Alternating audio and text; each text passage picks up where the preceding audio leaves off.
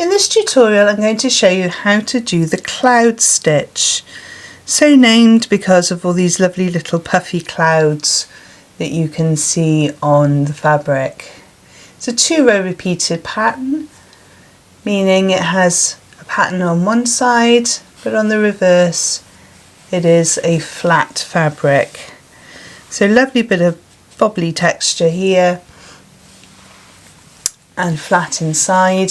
So if you wanted to use this to make a garment or a hat where you didn't want the bobbles to be touching skin, for example, then this is the ideal stitch for you.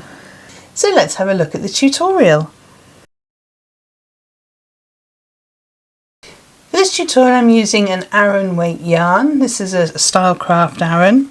I have a 5mm crochet hook, scissors to cut off my end, needle to sew in my end, and a stitch marker just in case I need one. So for this stitch we're going to need a foundation chain, and we're going to start our foundation chain off with a slip knot. You can do this in whichever way you prefer. And our foundation chain needs to be made in an even number, so multiples of 2.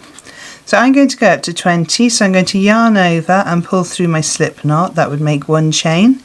Yarn over, pull through the chain 2, 3, 4, 5, 6, 7, 8, 9, 10. So as I say, I'm going to go up to 20 for my sample piece. So pause the video now whilst you create your foundation chain in any length that you would like. So for row 1 then, we're going to work back down our foundation chain, and we're going to start off by making a double crochet. That's UK terminology. In US that would be single crochet. We're going to make a double crochet in the second chain from the hook. So we don't count the one on the hook. So there's the first chain, there's the second chain. So we're going to insert, yarn over, pull through, 2 loops on your hook, yarn over, pull through both. That's your first double crochet. We're then going to put 1 double crochet in each of the chain stitches all the way back down the foundation chain. So pause the video now whilst you work your row of double crochets, and I will see you at the end of row 1. So for row 2 then, we're going to chain 1 and turn our work. Chain 1 does not count. Therefore we're going to work into that very first stitch there, and in there we're going to go in with a slip stitch. So we insert our hook, grab a loop and pull it through, then pull through that loop through the one on your hook. In the next stitch we're going to do treble 2 together, so a little cluster of stitches. So we're going to yarn over, insert, yarn over, pull through. So have 3 loops on your hook, yarn over, pull through 2, so have 2 loops on your hook, and we're going to leave the stitch there. Yarn over, insert into the same space, yarn over, pull through, you should have 4 loops on your hook, yarn over, pull through 2, you should have 3 loops on your hook, yarn over, pull through all 3. Next stitch is a slip stitch. So insert, yarn over, pull through the loop, and pull that loop through the one on your hook. And we're just going to continue this all the way down the row. So we do treble 2 together, or US that would be double 2 together. And then we do a slip stitch in the next stitch. Now make sure your mind doesn't wander and you don't end up doing a double crochet, because it's really easy to do.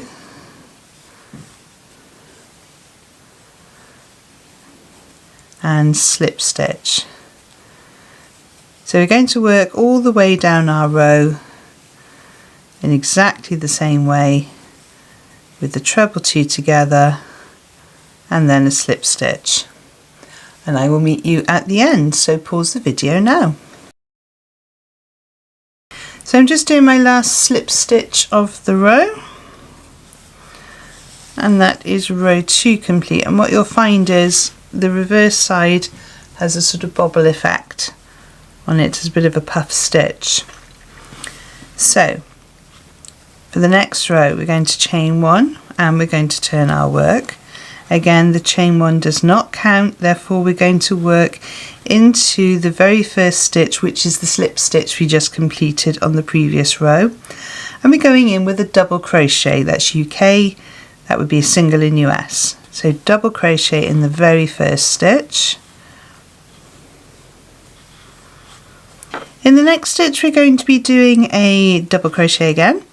Now if you just twist slightly, you'll see that it looks like you have 3 parts to the stitch. So there's a V there and there's this little loop here. Be careful you're not going through that loop. That's the top of the stitch there.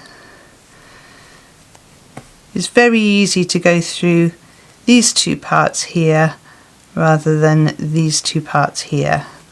Yeah, so not going through that little loop there. Then we go into the slip stitch again with a double crochet. Twist the work slightly so you can see your stitch and double crochet. So in every stitch across this row, just going to do a double crochet. So pause the video now whilst you work to the end of your row, and I will see you at the end. So I'm just coming up to my last slip stitch, and that is row 3 complete, and rows 2 and 3 are the repeated rows for the entire pattern. So we go back to row 2, we chain 1 and we turn. Again, chain 1 does not count. We work a slip stitch in that very first stitch, and then we do our treble 2 together in the next stitch.